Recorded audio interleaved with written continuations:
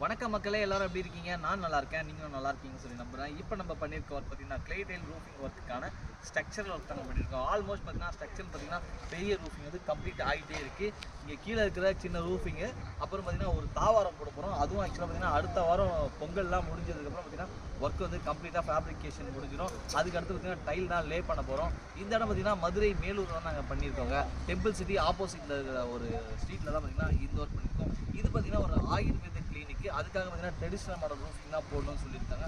இது பார்த்தீங்கன்னா ஒரு இஃப் ரூஃபிங் மாடலு ப்ளஸ் பார்த்தீங்கன்னா நம்ம வந்து முன்னாடி வந்து முகப்பு வச்சுருக்கோங்க.